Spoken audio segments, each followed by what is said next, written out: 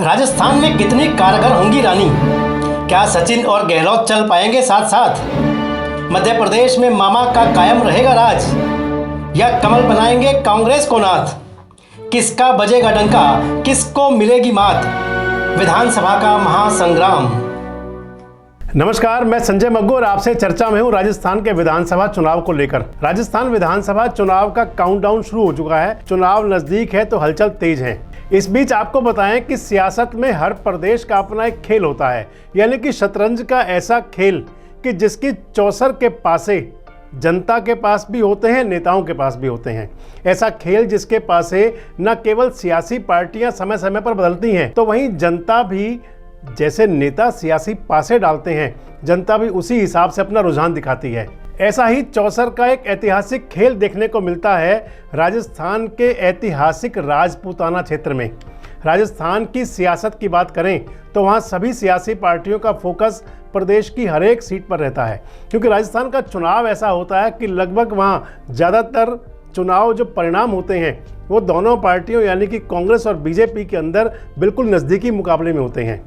तो उसका मुख्य कारण ये है कि सत्ता पलटने के कुछ जादुई आंकड़े जो होते हैं वो जनता के पास होते हैं। सत्ता पलटने में 200 में से मान लें कि 119 सीटों के जादुई आंकड़ों की खास भूमिका रहती हैं। राजस्थान एक ऐसा प्रदेश है कि जिसके अंदर मान लें कि लगभग 81 सीटें तो फिक्स हैं। 60 सीटें भारतीय जनता पार्टी ज़्यादातर चुनाव में जीतती है, यहाँ पर उसको हराना बहुत मुश्किल रहता है। और 21 ऐसी सीटें हैं जहाँ राजस्थान के अंदर कांग्रेस की तूती बोलती है।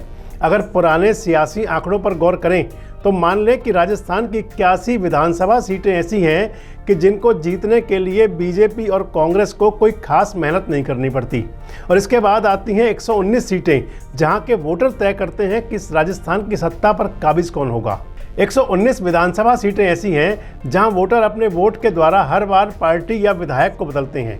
इन सीटों पर गौर किया जाए तो यहां के मतदाता मुद्दों, चेहरे, जाति, नेताओं और देश और प्रदेश के जो सियासी समीकरण होते हैं उसके हिसाब से अपने मत का इस्तेमाल करते हैं। कुछ मीडिया की खबरों की माने तो पिछले 11 चुनाव में सभी 200 विधानसभा सीटों की जीत हार की जो खबर आई उसके मुताबिक किसी पार्टी को जहां लगातार अच्छे से 3 बार जीत मिली तो कई ऐसी सीटें थी कि जहां पर एक ही पार्टी के प्रत्याशी लगातार 2 बार और 4 बार भी जीते। यानी कि वो सीट जहां पर 2, 3, 4 बार एक ही पार्टी के नेता चुनाव जीत जाते हो वो फिर स्थायी बन जाती है। बीजेपी को 6 बार जो सीट मिली, ऐसी कुछ सीटें जहां की बीजेपी लगातार 6 बार से जीत रही है, तो कुछ ऐसी सीटें भी हैं जहां 5 बार से बीजेपी चुनाव हारती नहीं, यानी कि पाली, उदयपुर, राजगढ़ मंडी, लाडपुरा, सोजत, झालरापाटन, खानपुर, भीलवाड़ा, ब्यावर, फुलेरा, सांगानेर, रेवदर, राजसमंद, नागौर, ये सभी ऐसी सीटें हैं कि जहां बीजेपी के प्रत्याशी ज़्यादातर जीतते हैं। इसके साथ ही Kota, Bundi, Sursagar, Bhinmal, Ajmer north, Ajmer south, Malviya Nagar, Ratangarh, Vidyanagar, Bikaner east, Siwan, Alwar city, आसौंद, ये ऐसी सीटें हैं कि जहां पर बीजेपी के प्रत्याशी 2 और 3 बार जीते हैं। अब बात करते हैं राजस्थान के मुख्यमंत्री अशोक गहलोत की। तो अशोक गहलोत की जो विधानसभा सीट है सरदारपुरा, जोधपुर एरिया में, यहाँ से कांग्रेस लगातार 5 बार चुनाव जीती है। ये वो सीट है जहाँ पर कि अशोक गहलोत ने राजस्थान की रानी यानी कि बीजेपी की रानी यानी कि पूर्व मुख्यमंत्री वसुंधरा राजे को भी हराया था। कुछ ऐसी सीटें हैं कि जहाँ पर कांग्रेस लगातार 4 बार जीती। जो 3 बार जिन चुनावों में जीती उनमें है झुंझुनू में। अब बात करते हैं कांग्रेस की। तो कांग्रेस के जो मुख्यमंत्री हैं राजस्थान के अशोक गहलोत की विधानसभा सीट है सरदारपुरा, जोधपुर में आती है। कांग्रेस का गढ़ है, 5 बार लगातार वहां से कांग्रेस चुनाव जीती है। इतना ही नहीं, अशोक गहलोत ने तो सरदारपुरा में कांग्रेस प्रत्याशी के रूप में जब उनके सामने बीजेपी की प्रत्याशी आई थी वसुंधरा राजे सिंधिया, तो उनको भी शिकस्त दी थी। बाड़ी ऐसी सीट है जहां लगातार 4 बार से कांग्रेस का विधायक है। ऐसी सीटें जहां लगातार 3 बार से कांग्रेस जीत रही है वो है झुंझुनू की बागीदोरा, बाड़मेर, गुड़ामालनी, फतेहपुर। यहाँ 3 बार से लगातार कांग्रेस के विधायक हैं। डी, कुम्हेर, सांचौर, बड़ी, सादड़ी, चित्तौड़गढ़, कोटपुतली, सरदार शहर, ऐसी सीटें भी हैं। ये 13 सीटें हैं कि जिन पर लगातार कांग्रेस जीतती है। 25 साल से उदयपुर में कांग्रेस का खाता नहीं खुला है, ऐसा जिला है उदयपुर। और इसके साथ साथ 51 साल में 11 चुनाव में कांग्रेस को मात्र 2 बार जीत मिली, 1985 और 1998।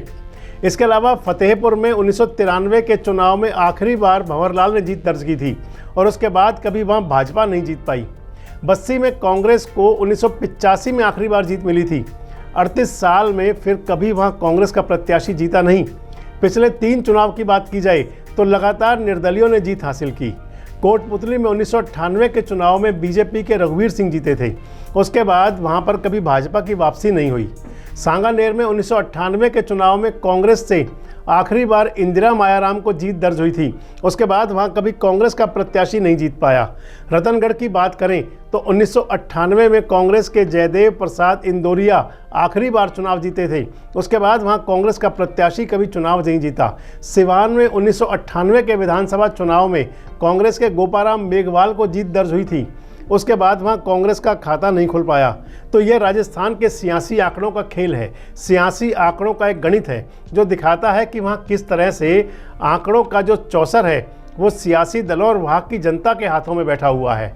यानी कि पार्टी प्रत्याशी तय करते हैं और फिर जनता तय करती है कि उसको जिताना है, किसको हराना है, किसको शह देनी है, किसको मात देनी है। और अगर किसी भी सीट पर लगातार 5 बार, 6 बार, 4 बार, 3 बार तक किसी पार्टी के प्रत्याशी जीतते हैं तो मान लिया जाता है कि वो सीट फलां पार्टी की है। अब अगर राजस्थान की बात करें तो मैंने आपको बताया कि 119 विधानसभा सीटें ऐसी हैं कि जहां पर कांग्रेस और बीजेपी के बीच भिड़ंत होगी। यानी कि मैंने आपको बताया कि 60 विधानसभा सीटें ऐसी हैं कि जहां ज़्यादातर बीजेपी चुनाव जीतती है और 21 विधानसभा सीटें ऐसी हैं कि जहां कांग्रेस के नेता अपना परचम फहराते हैं। अब उन 119 सीटों पर किस प्रकार का समीकरण बनेगा? क्या राजस्थान के अंदर कांग्रेस प्रत्याशी चुनाव जीतेंगे? क्या राजस्थान में बीजेपी अपना परचम फहराएगी?